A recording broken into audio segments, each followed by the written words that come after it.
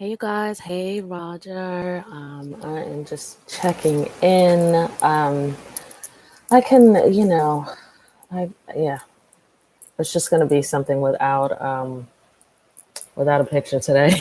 Just didn't have the time to like get camera ready. I'm in a t-shirt, my hair's wrapped up. But anyway, so I was looking at some of your highlights with Felix Auger.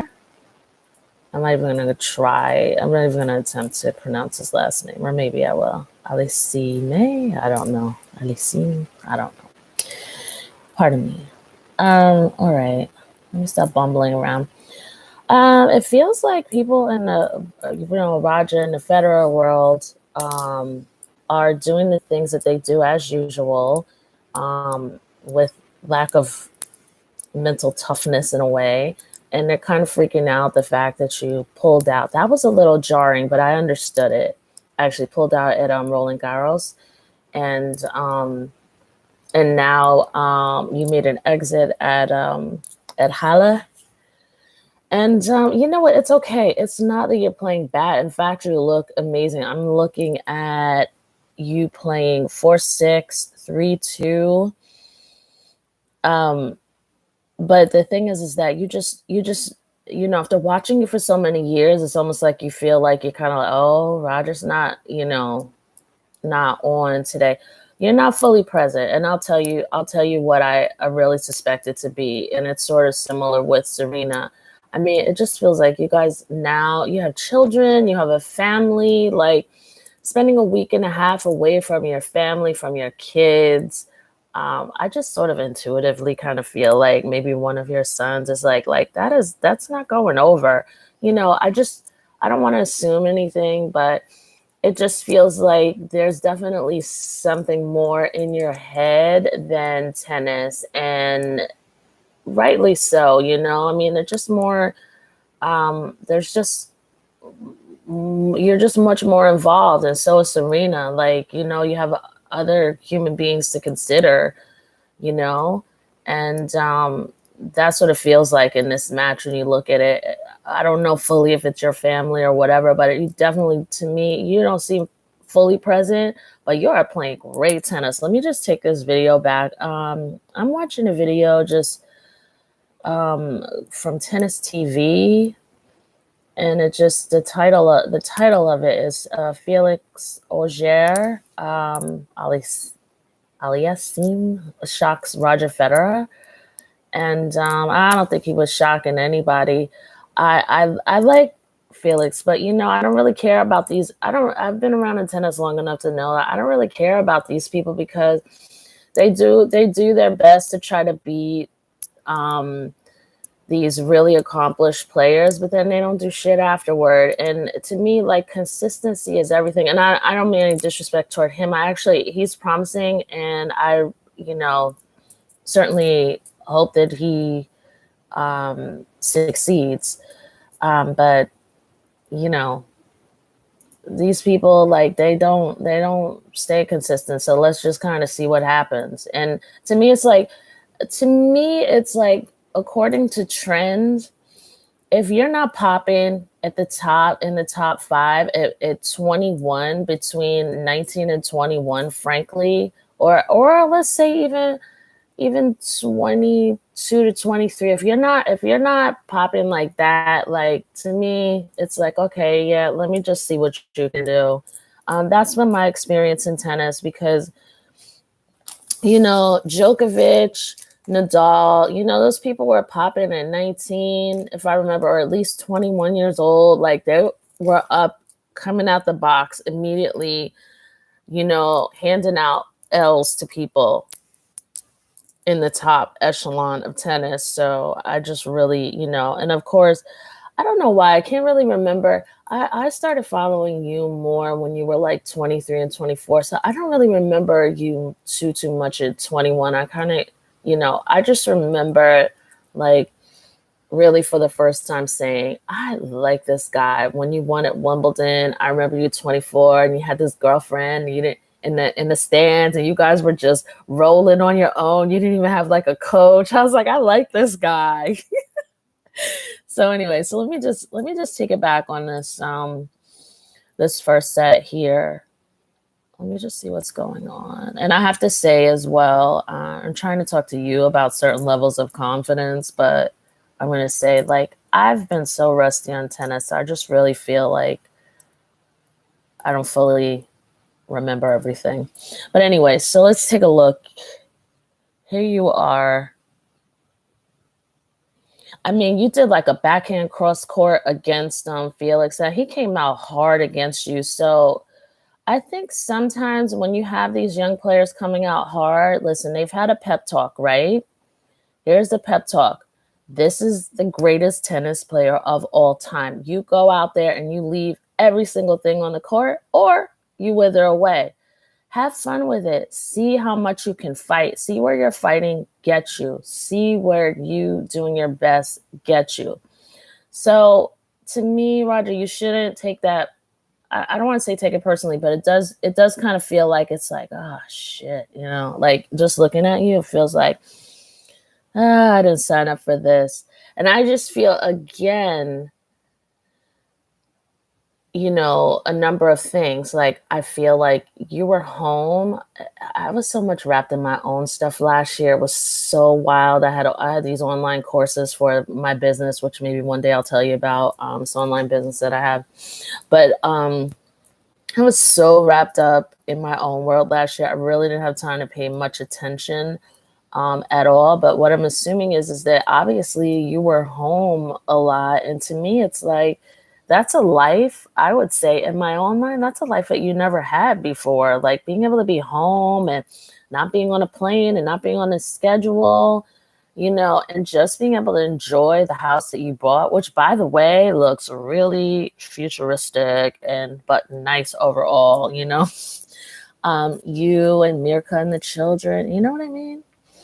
And it just feels like, I don't know if you had family over or had time to be with friends on the low, because I really think there were times, no matter what, because I quarantined almost like I was in jail, you know, like because we were on lockdown for a while. But I imagine you guys probably did the same thing. But every once in a while, there'd be a relative to come prancing in here, you know what I mean? Or whatever. So I feel like maybe you saw relatives and friends, and it was just a time for you to kind of like, you know, I'm sure everybody, that kind of happened with everybody.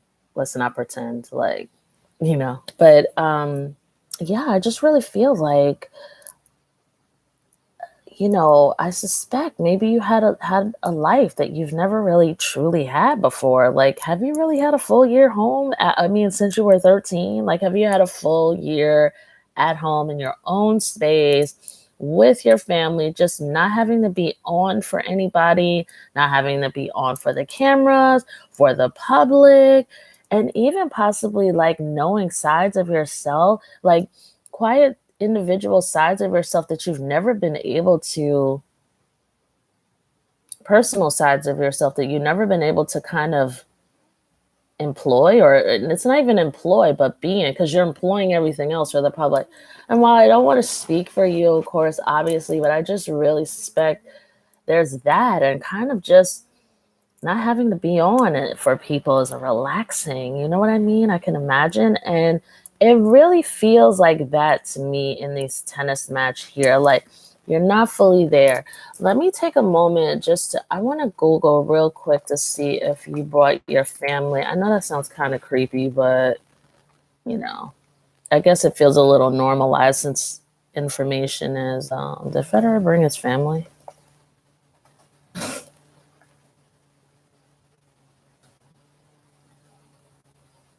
Because what I was going to say is as you hold on, sorry. So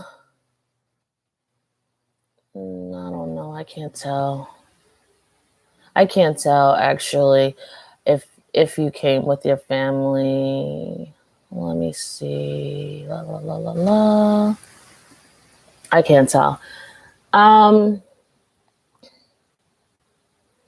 but if you didn't bring your family, you know, I mean, that's really rough. And I was just saying to some fans and stuff like that, like, you guys have to calm down. I mean, Serena and Federer, they're not just people with just a wife and no kids. Now they've got children, they've got other, their energy is invested in other things, and your mind, the real estate in your mind is occupied with your children and how they're doing without you. And I'm assuming people get on the phone and they're like, Dad, we miss you. When are you going to come home? Like, it could be something like that. I just really highly suspect that as well, because I really feel like at the end of the day, when people like you and Serena's games are kind of off in these recent years, it also does have something to do with that.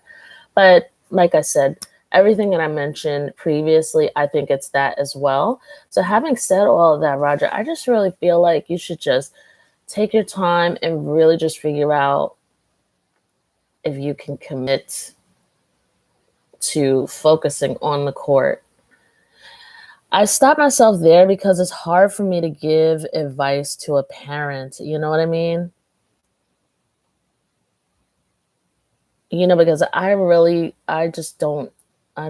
hate to say this, I just don't really know that experience. And I'm just like catching up in my mind going, do I really know that experience to give someone that advice? Is that really a doable thing? I'm not sure it's doable. But I mean, that's what it's actually going to require. So whatever you need to do to emotionally take care of your family while still being able to play tennis in the way that you want to, that is going to have to be looked at and planned carefully, obviously. Having said all of that, without getting all in your business, excuse me,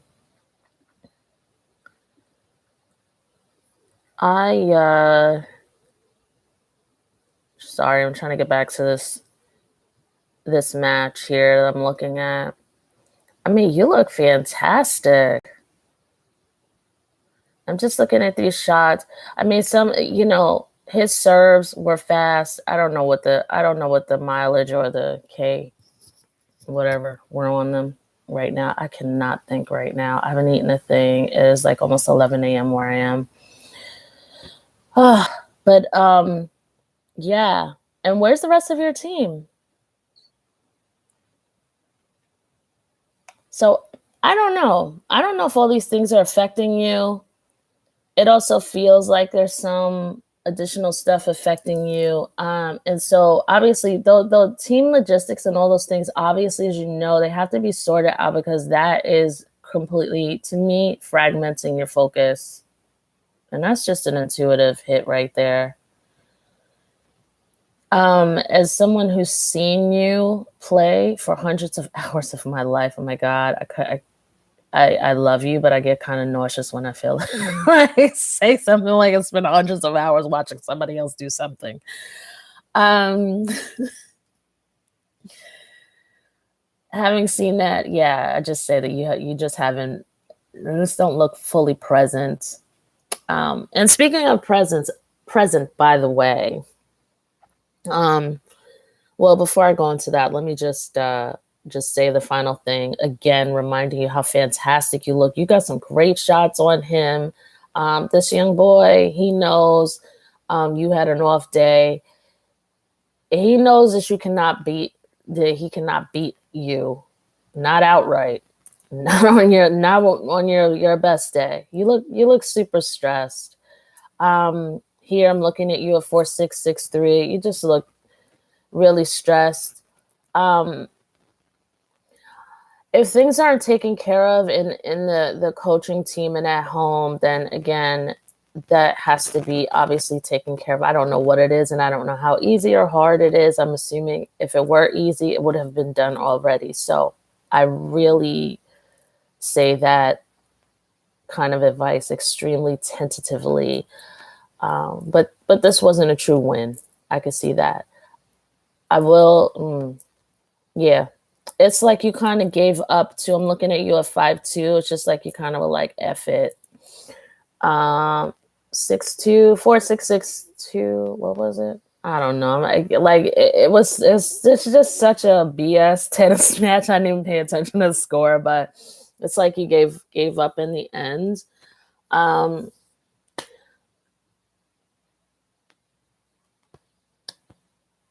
I'm trying to figure out how I want to say this. You know, sometimes we all have laziness, right? We do. I do. We all do. Like my work ethic is great, but sometimes staying focused, so my focus could be amazing, but sometimes, getting around to doing things consistently has been an issue. And that, so now I turn to you and saying, like, sometimes that you can get in a place where you can get a little bit lackadaisical, a little bit like, I don't feel like it. You've always kind of had that running throughout your game.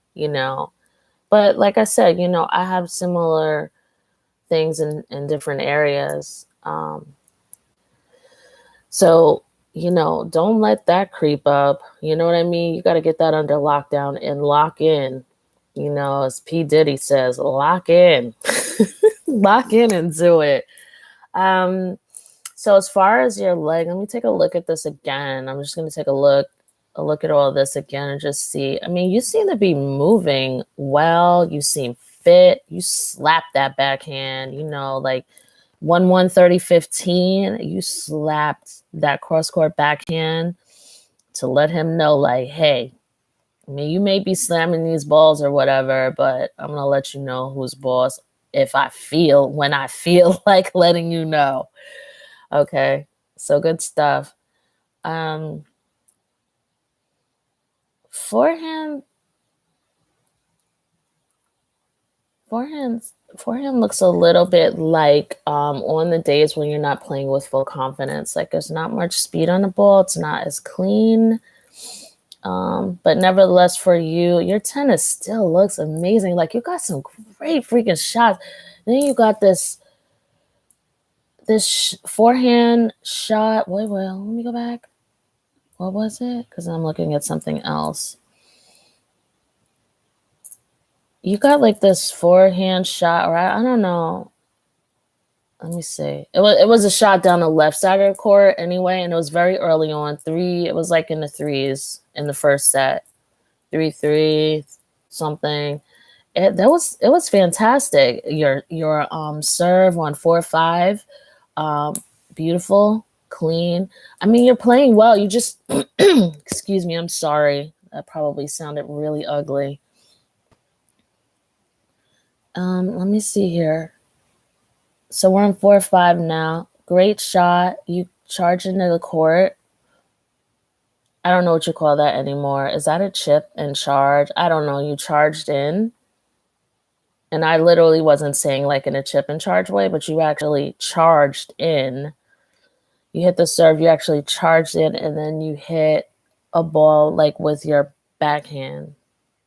I think I call it. I don't know, but it looked a little different than usual, so I don't know what that's called. But you look great. Come on. Lock in. So now I'll go over to Serena just a little bit. The thing with her, obviously, because she had a whole human being in her body, and again, I think I said this before, but I don't know if, like carrying a baby is kind of like carrying a parasite. Like it literally is feeding off of you and it's taking nutrients from your bones and your body is changing to accommodate this baby. So she's like lactating. And, she's got to breastfeed her daughter. She probably just stopped like probably a year ago or maybe a year and a half ago, but her body's still adjusting from all of that. So I say all this to say, like, obviously you don't have those challenges. You look really good moving, and it took time for Serena to really get her movement back. But you guys, and it's not like necessarily like, oh, I see something in your game that needs to be adjusted. I see something in hers that is just not 100% reaching the way it should be. And it's not that she can't make the changes. I don't know if she will. But I think maybe she needs to try to come to net more. I'm not an expert. I don't know. I think I used to have good intuition on this, and I just have not watched tennis anymore, so I don't fully feel qualified, of course. Of course, you know, I've barely ever played tennis as much as I love it. So, I mean, sometimes I wonder. But I'm just chit-chatting right now. Rafa pulling out. Um, no Tokyo as of yesterday. No Wimbledon, no Tokyo, or the day before. No Wimbledon, no Tokyo. And I guess I don't blame him because that flight to Tokyo is like, even if you're coming from Europe, you know, like, but from America, East Coast, 15 hours to Tokyo. It's just really, really hard once you get over there to adjust to the time zone and everything. So I'm assuming he's thinking about all that. He's thinking about COVID-19. And I think he's also probably thinking about how Djokovic just beat him. I didn't see the match. Before the match, I conveniently did tweet.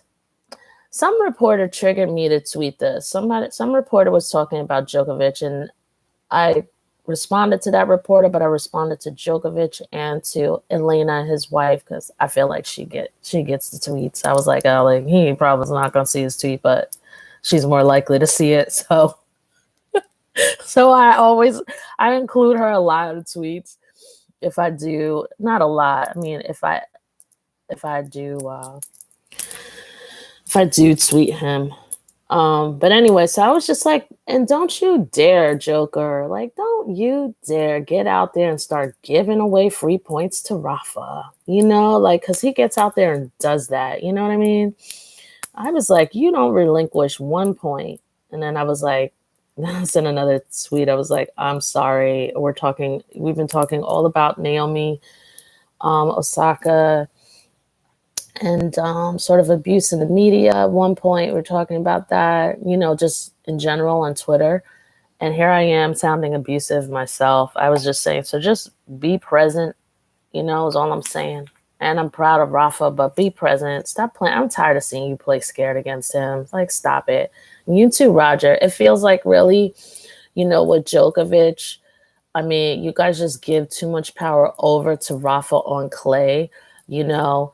I mean, yes, Rafa is great, but you're a darn good clay court player as well. And it's just like you just divested yourself of clay season. But I'm not going to get into judging you on that because, you know, I don't know what goes on in your life, and I don't know, you know, I don't know what goes on like with your obligations in your family. So, I mean, I can't say anything, but I think it definitely, if you had applied yourself, there definitely would have been much more to win.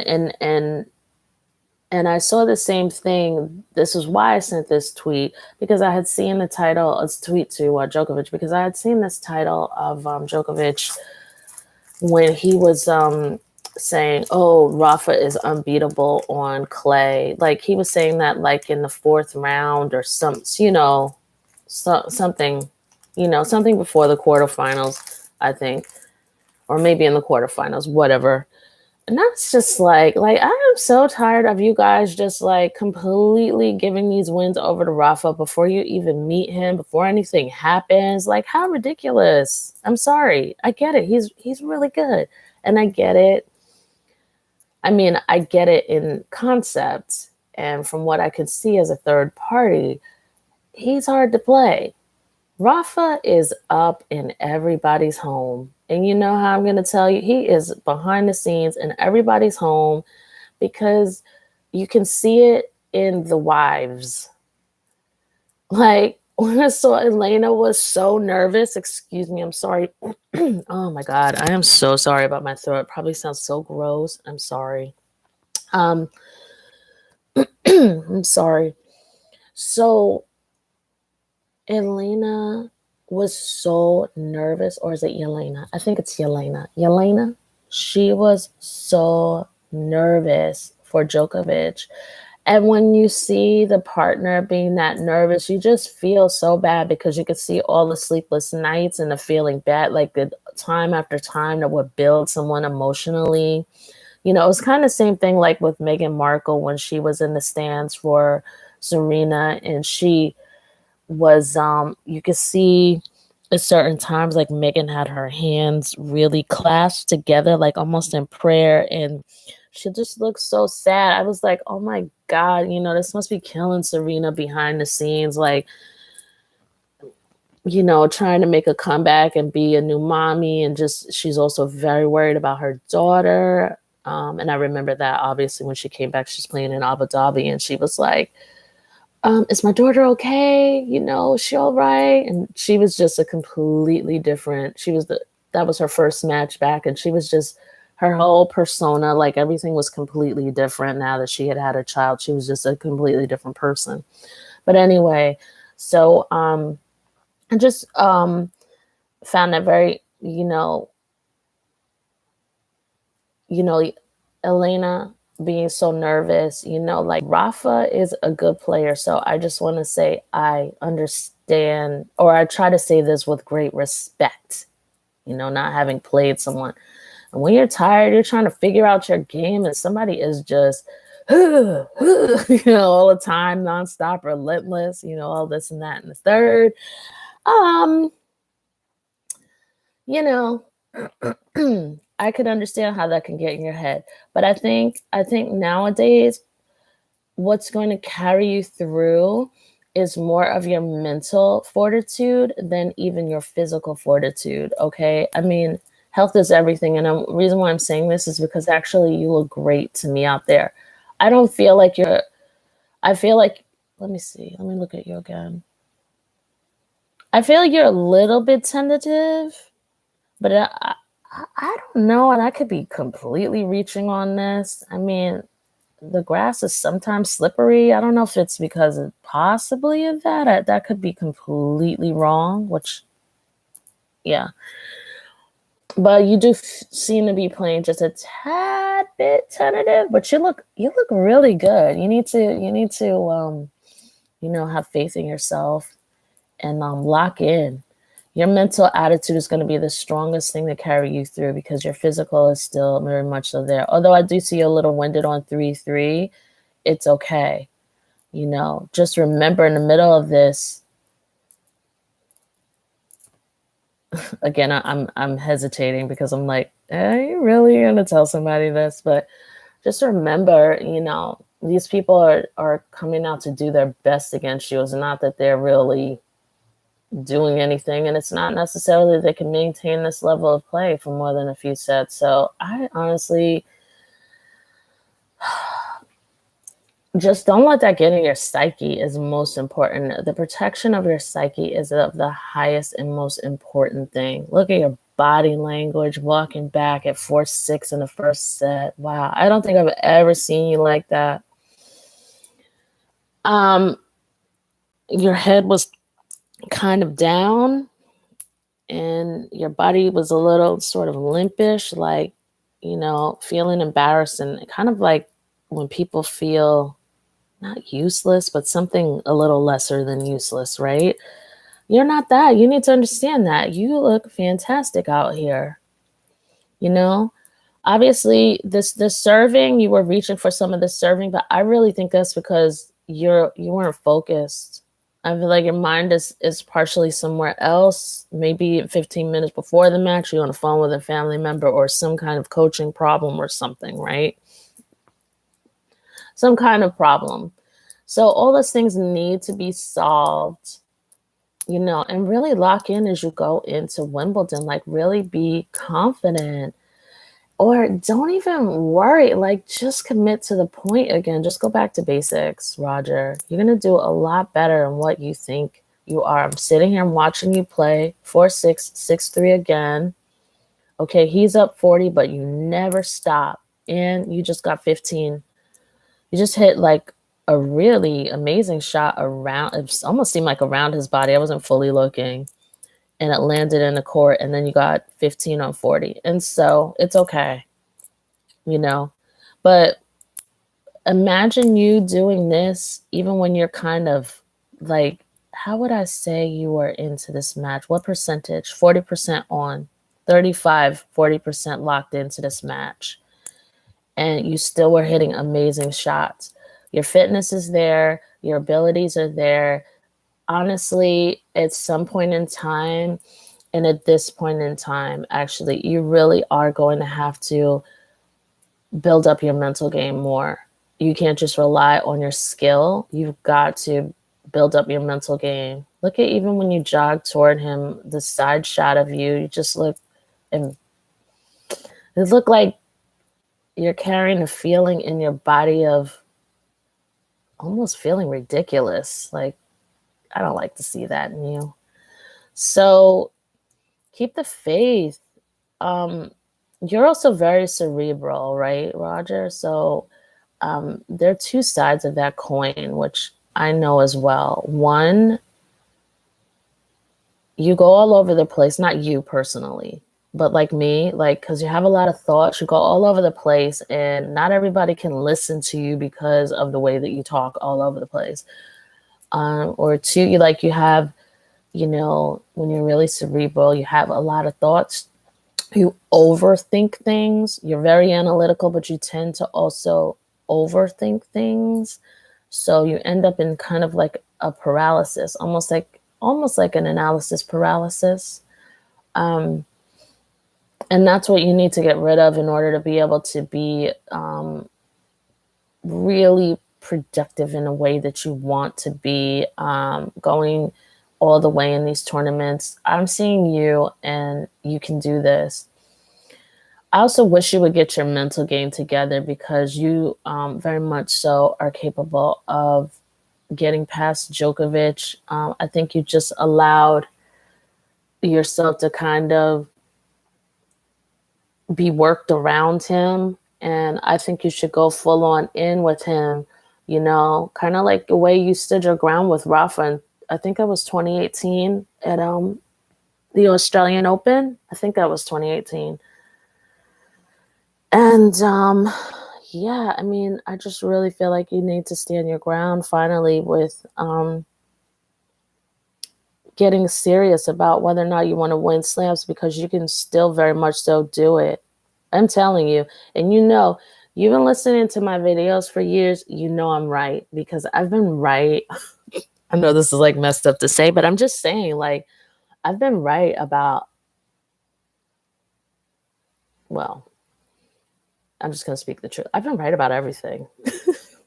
Basically. I've been right about everything. And, I mean, I'm sure I had a little something here and there, but I'm just saying, technically, I've been right about everything. And I know, I was telling you some years ago, you could play until you are 40. You're now at 40, and what is it? 40 is very young. 40 is young. So,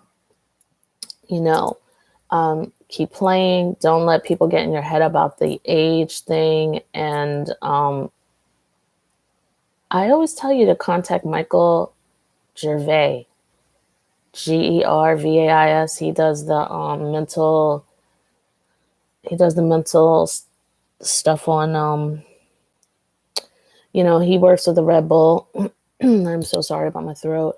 He works with the Red Bull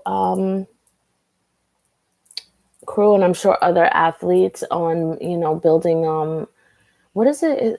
I don't think he has it anymore, but it used to be called like Pinnacle Performance, like performing really high under, high stakes pressure or something like that. And I found him to be really interesting and very good and very consistent over the years.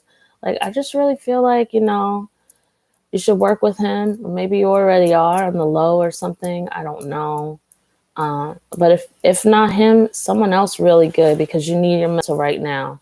It's really the mental that's getting in the way. It'd be one thing. My whole point was, like, before, it'd be one thing if it were like Serena, where it's actually a physical challenge, where your body's changed, having to have their child and all this, and you've got to get back in shape. Like tennis shape.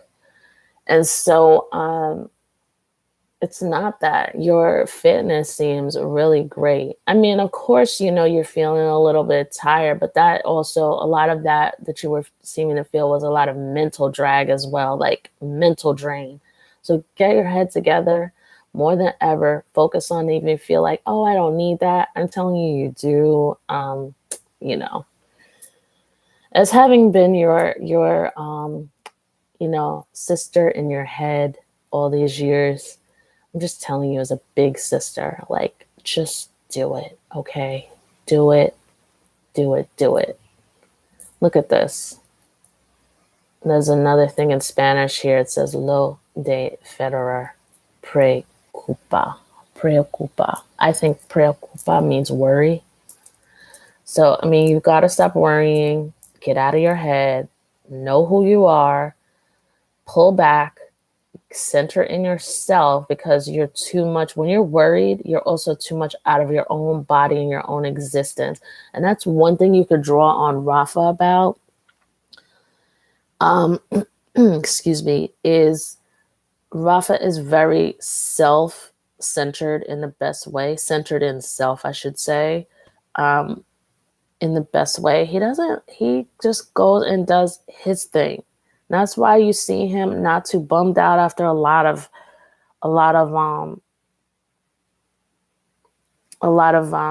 matches. You don't see him too bummed out because he's always committed fully on to focusing within the self and actually really operating from the self.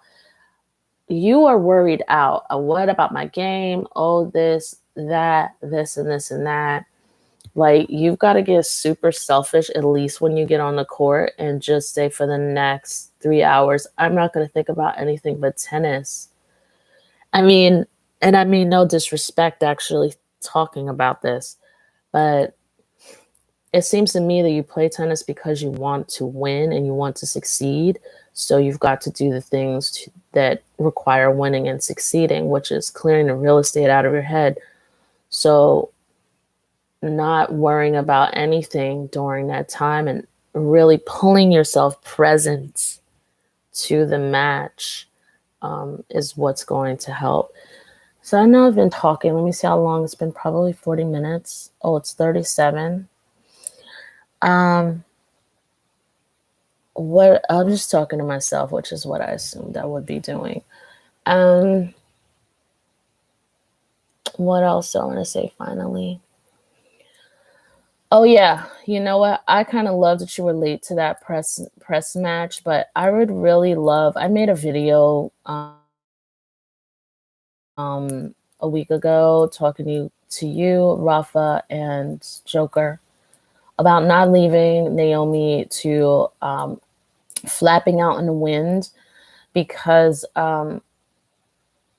she was just treated so rudely in the beginning, as opposed to people saying, oh my goodness, are you all right? Like, instead of just worrying about that first, it was like, you need to go and you need to do this, or you're going to face this action and we're going to call all of the, and I really talked about the differences. And I've been on this planet for several decades, and I ask you to just trust as far as my analysis with tennis, that I'm applying similar analysis to this as well, a similar analysis and observation, that there's only a space for men to carry out. And I really feel that's absolutely well documented. And I really feel like, there's been space if something isn't right. Like Djokovic, he can carry on and scream and do all of these things, and it's just okay. And, the one time, I don't want to say one time, but over 20 years, Serena has gone through so much abuse, racial abuse. And I tell you,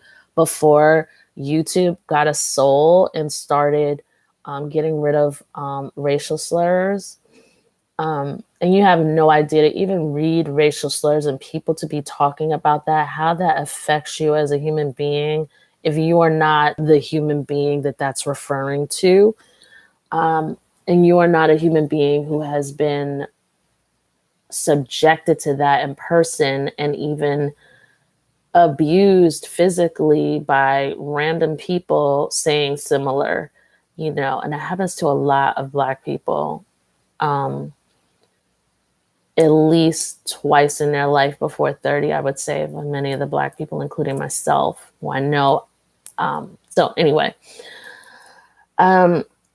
it just really feels, a lot of times that there is not only running bias for holding space for anger for men, and men who are not of color, to a woman, and then on to a woman of color, which gets the worst. If you have like even the slightest outburst, it is like you just turn the whole world upside down. And I really say this truly knowing how we had Safina over the years, like carrying on, crying, screaming like a bobcat, like primal screams. We had Azarenka very early on, carrying on, smashing her racket, just carrying on all the time. Like she's not the same. She's not the same anymore. Of course, she's gotten older. And I'm just saying the space, it really becomes very annoying after a while. Like after you spend a certain amount of decades on the planet and you've been kind of just holding space for this bias, after a while, it's just like, I'm really tired of this shit. Like, just stop it already, you know? So, I mean, the girl decided she didn't want to do this. I mean, they didn't have to like gang up on her like that. Obviously, we all know that Naomi has been socially awkward, but at the same time, obviously, she's a very strong person because she will get out there and fight. It takes a strong person to obviously win. But the other thing is that, this is 2020 that she went through in 2021. And although I can't speak for her because I'm not fully in her experience, I don't have interracial parents, but she went through a series of abuse against both of her people in the United States, Asian and also Black. I can only imagine like what that was like for her. Usually when you see other people going through stuff, you can feel it because you also have felt aspects of that very same behavior. So it feels very visceral in some cases, and it's easy to connect with people having had those unjust experiences. And if you haven't been subjected to that, and of course, yes, it's like, okay, yeah, we've all experienced someone treating us bad. Yes, okay, we've all experienced being left out. It's not the same thing. It's not to say that other people don't suffer, but there are people suffering in a unique way. And if you are not literally in that person's skin or their shoes, you don't fully know. And if there are enough people, including people who are very rich in the United States, I feel like I'm on a tangent right now. Oh my God. Who are very rich in the United States and who are able to resonate with something happening to somebody who's, paying for a pack of cigarettes at a corner store, who doesn't have a lot of money. Like, at some point, where do we go? Okay, let me just look past my own feelings in this and just see. Obviously, something is resonating here for a certain amount of people. I'm just saying she had a hard year, and it just felt like people should have come out for her earlier and been a little more supportive. And I just would love for you to consider maybe possibly mentioning, I don't know if I feel like you probably don't want to necessarily get involved, but I think it would be great for the three of you guys to really come forward and say, you know what? We do need something in place for younger tennis players. Like, we're not going to talk about Nick Kyrgios, his ongoing nonsense on the court. He is so annoying. Like, for real. All of his 99% of his damn career has been nothing but an annoyance.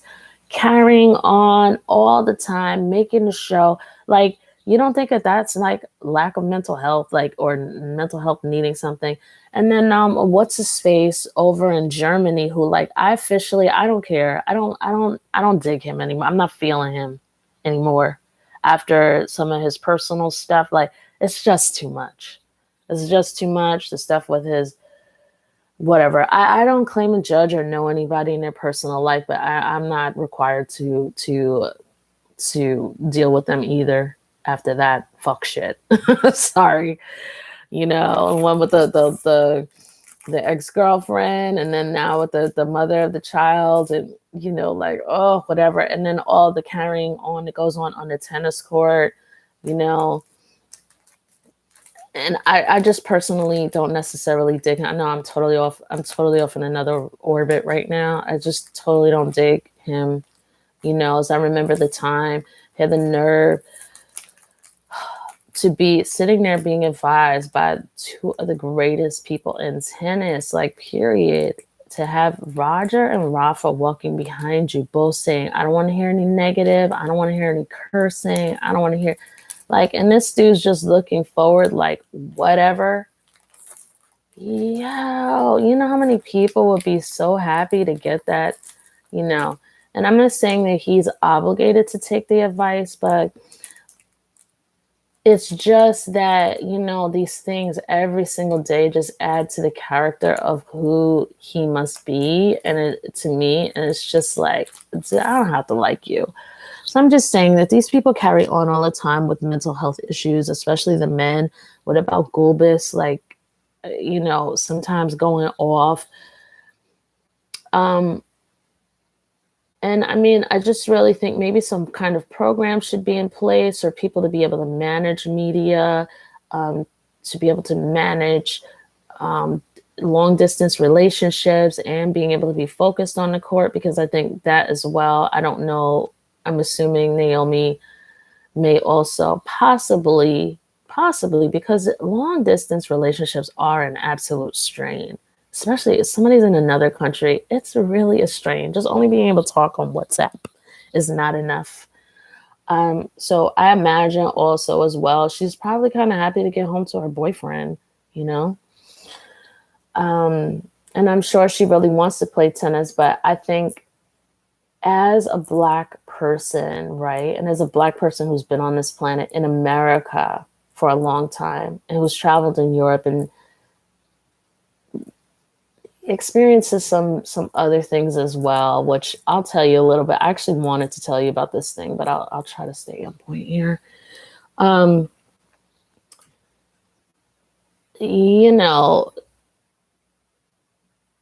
The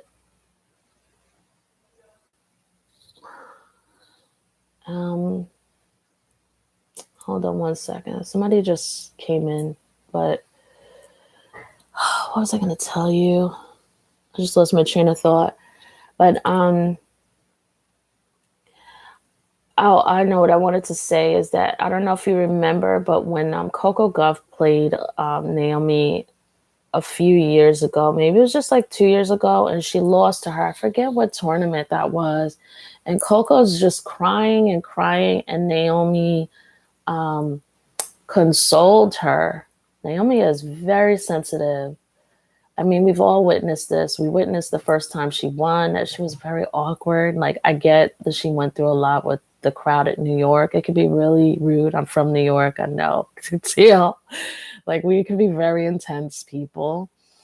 Only had to live in Florida to know that even when you're having normal conversation with someone, that people, and you're just well-meaning, that people could really think that you're being very rude, and it's upsetting to them. So I know how we can be as New Yorkers, but I'm saying the tennis world knows this pattern with her. These people know that she is very soft-spoken as well.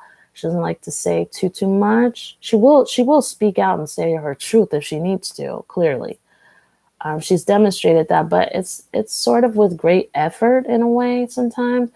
And it just kind of annoys me that people have noticed what I've noticed as well over this last 2 years or 2.5 years of observing. I don't know why I say 2.5, but last 2 to 3 years of observing Naomi. And the first thing they're going to come out and do is gang up on her.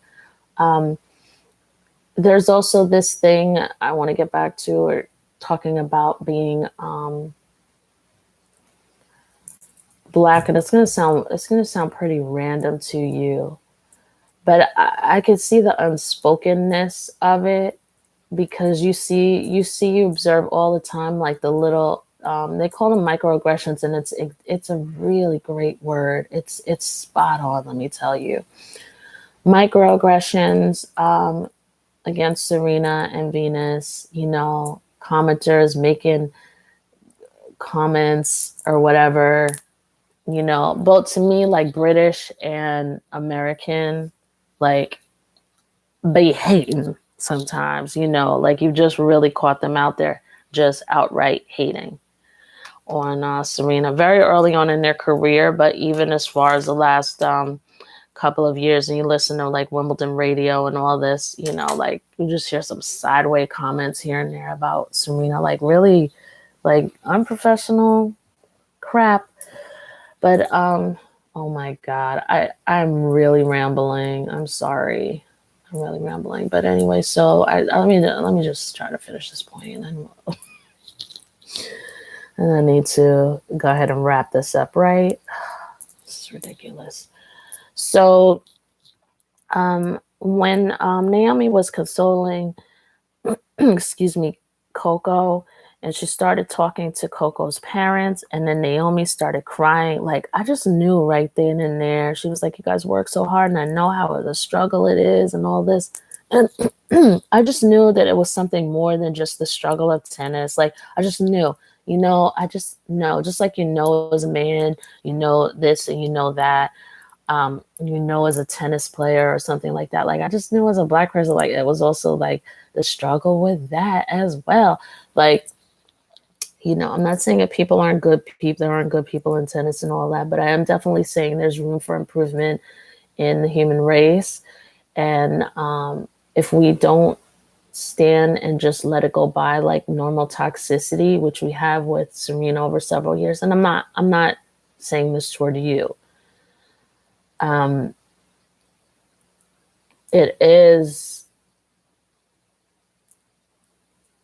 at some point, like, we have to speak up for people. And I think a really good time now is to speak up for Naomi and just put some things into place, including remembering that, these people are 23 years old, 22 years old. Stop expecting them to communicate like they're 60 years old. I mean, we even have 60 and 70-year-olds out here, aka Donald Trump. You know what I mean? People don't know how to communicate well. So why are you expecting that a 23-year-old is supposed to handle situations right? Look at the way she handled this. Look at the way, she's 23.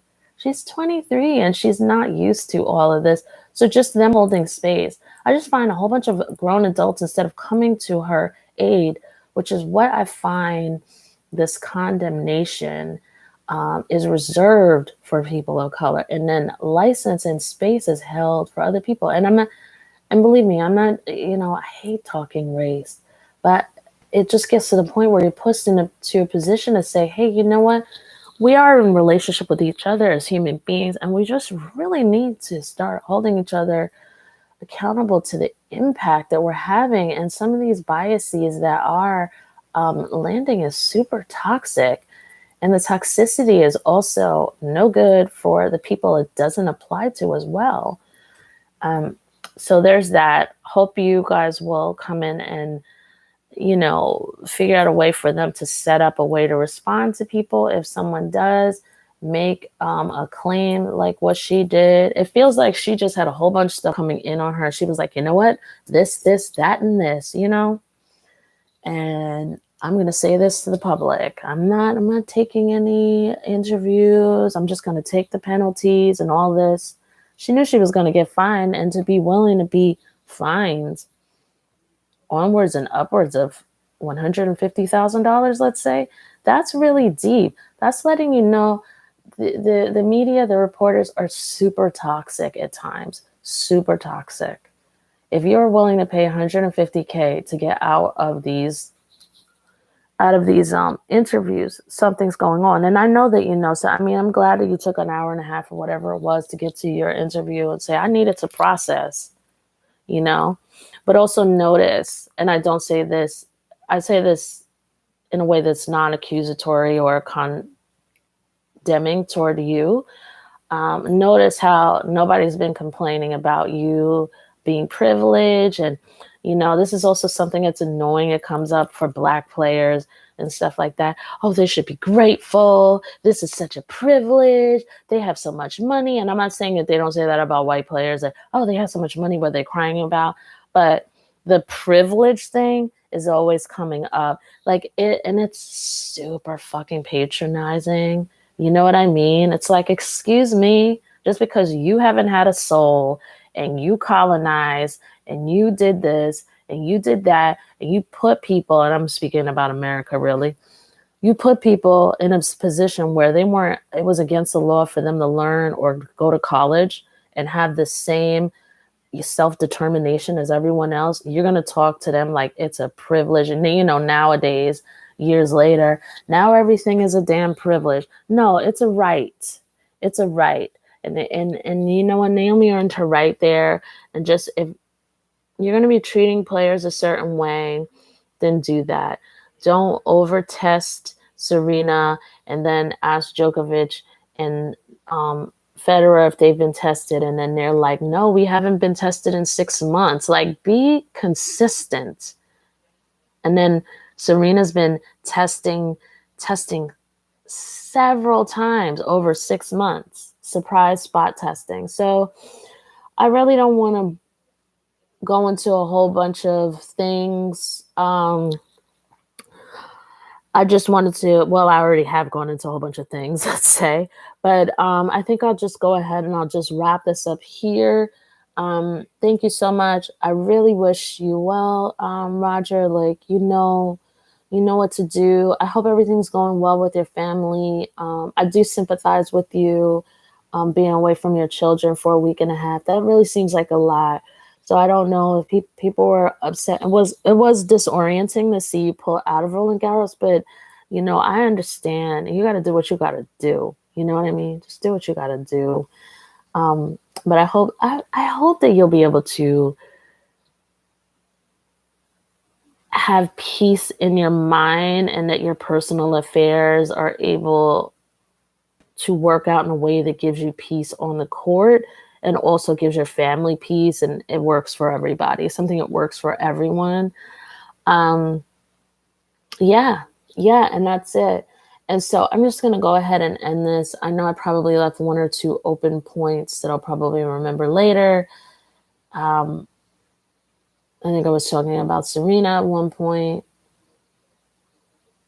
Yeah, being condemned for yelling at the ref about not cheating. And I mean, she was condemned so badly in the press for speaking up for herself. But Djokovic can carry on screaming and all this. And I have nothing against Joker, but understand, as a Black person, like, this thing, after being on, like, constantly coming up with these inequities and this lopsided morality that only comes on, this condemnation that happens only,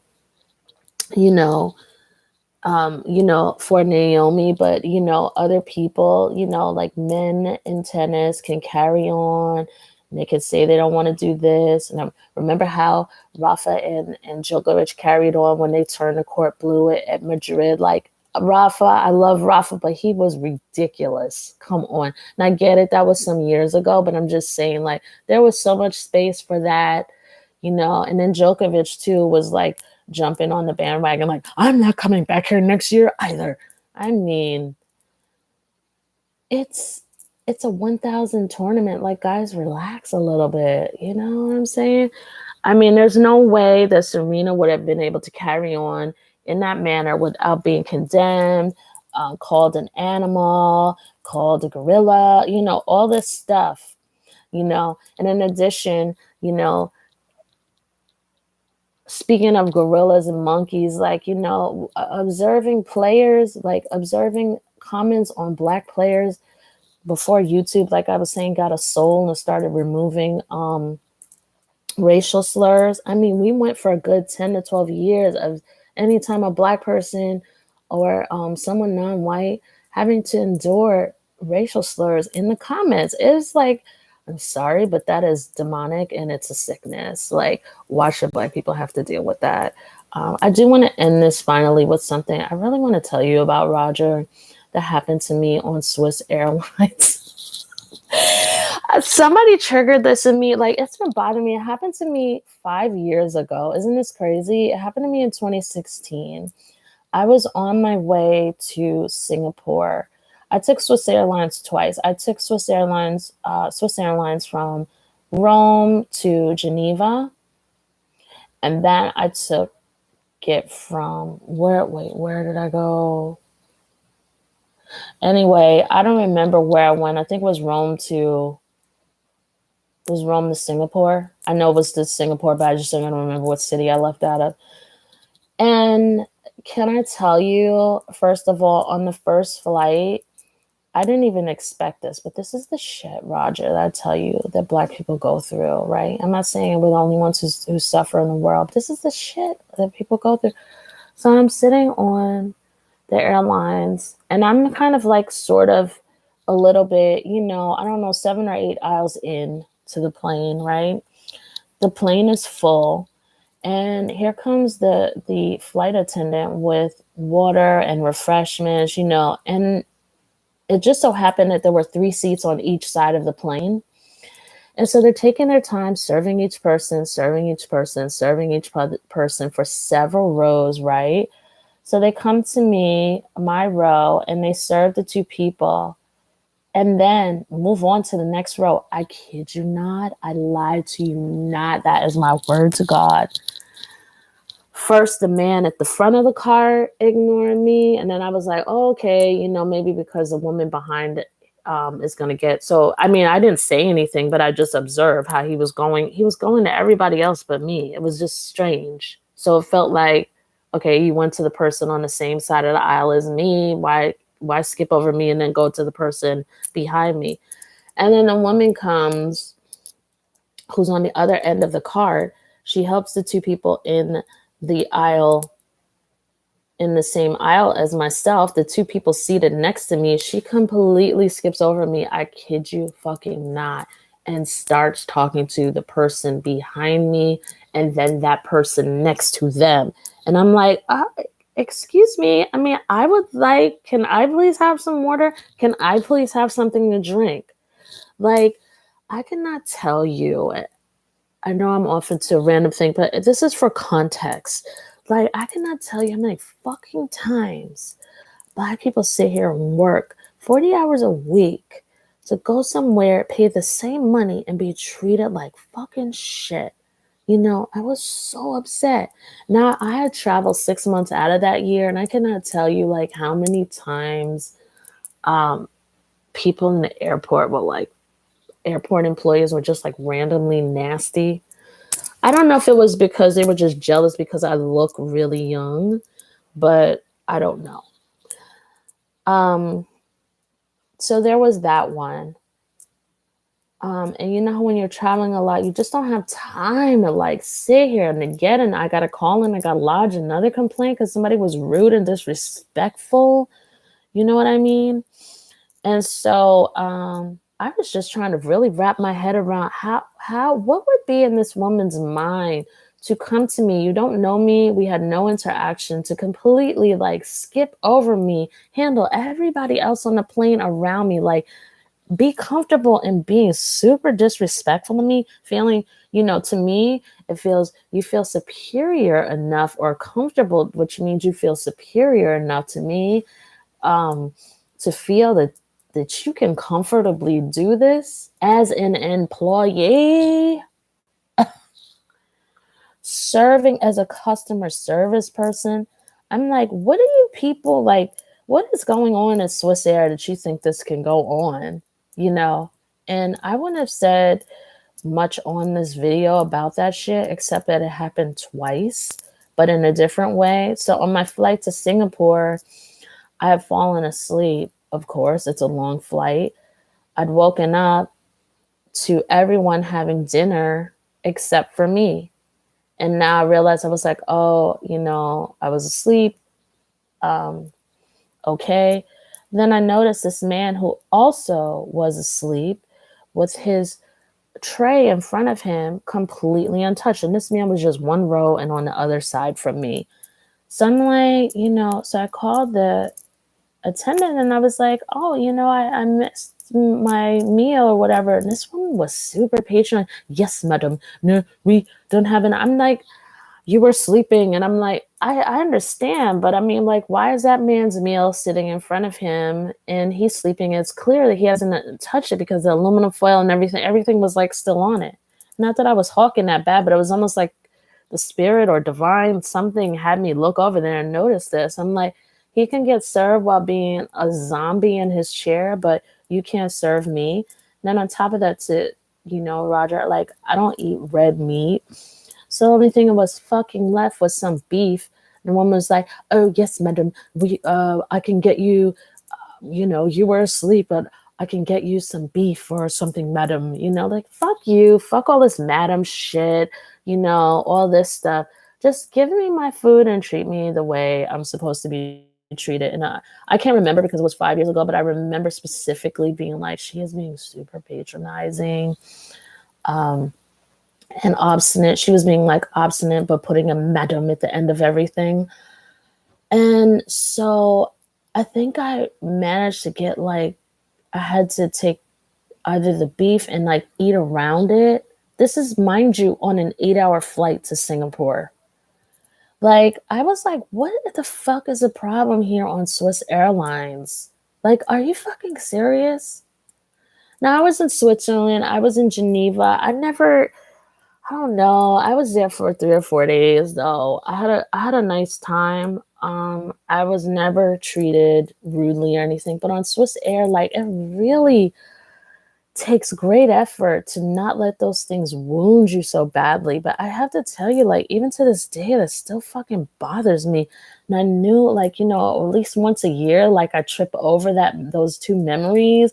And I remember that woman's name, Cordelia. Like, the fact I fucking remember her name when sometimes or frequently I can't even remember people's name. Like, 2 minutes after they tell me their name, I remember this fucking woman's name because I was assured that I was going to complain on her, but I was traveling so heavily that I didn't have time to. I was like, okay, Cordelia, this deserves a real letter. I'm going to tell them every single thing you did to me. And the fact it was on a fucking 8-hour flight. This was my dinner. You know what I mean? And you completely fucked this up. You know what I mean? So, and you could tell she was just like really patronizing. She had done some other rude thing, but I just remember knowing there was more than one thing, and I can't remember now specifically. And thank God there's some hope in that I don't fully remember this because it's just not that important.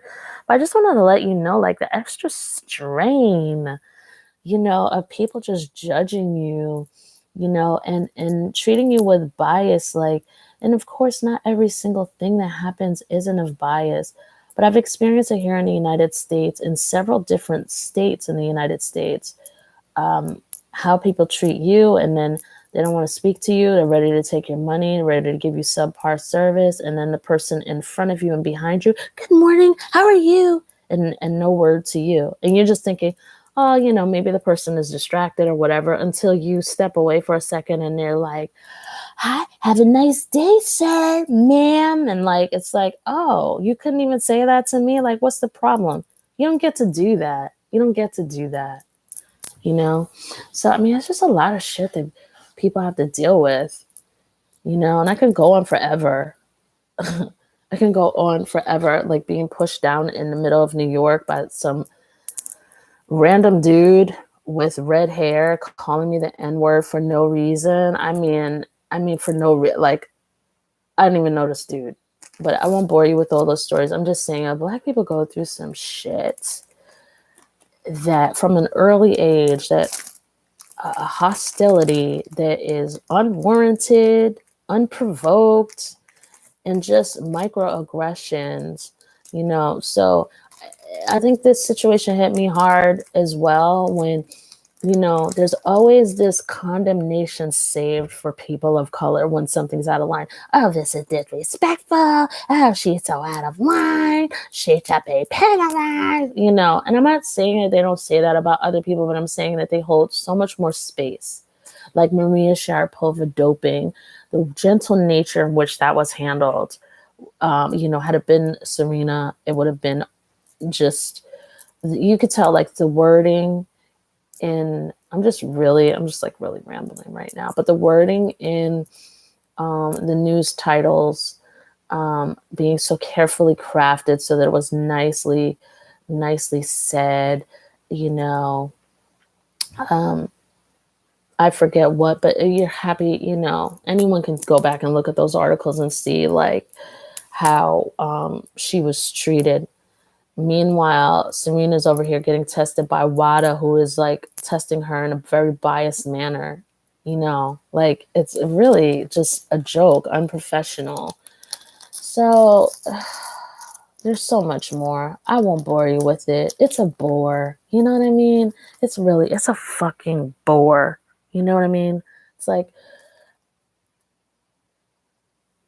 you should not be able to impose so much of your toxicity and personal attitudes on people where it's a effect. They're having a good day and you totally fuck up their day. You know what I mean? You shouldn't be able to do that. That shouldn't be able to happen. And it does happen to people who are not of color, but it happens a lot to people of color. And there are studies to show the mental stress and the high blood pressure behind these actions. But at the end of the day, there is karma, and I don't know if there's really Catholicism that's existing, then there's a hell. And people are really gonna have to answer for their bullshit one way or another one day. So anyway, Roger, let me get back to you. Much love, my brother. Love you. Looking forward to seeing you play. Please work on feeling super confident. You've been off for a year, so maybe it'll take time for some of your fitness to come back, but try not to panic and just know that it's going to come back because you look fantastic. And those shots against Felix, those first couple of shots especially, and I'm sure there were actually more, but I'm just specifically talking about that cross-court backhand that was really fast. I mean, crisp, you look good. So just know you're looking fantastic and you need to just go out there and do the damn thing. Take Wimbledon because you could do it. Take Wimbledon. You may be a little more tired than usual. But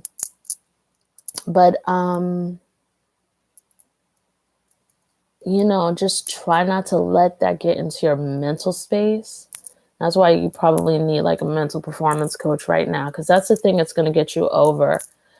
Because that's your biggest weakness, walking out and not having confidence in your focus. All right. That's always been your biggest weakness, but especially now it's super important, especially against these really young guys who you can beat. All right. I'll talk to you later. Thank you so much for listening to all of that. Thank you to anyone who listened to all of this. And be well, my people. Much love to the entire world, to all races. And here's to us becoming better fucking people. Seriously. I know you got it in you. I got faith in you. Oh my goodness. I'll talk to you guys later. Bye now.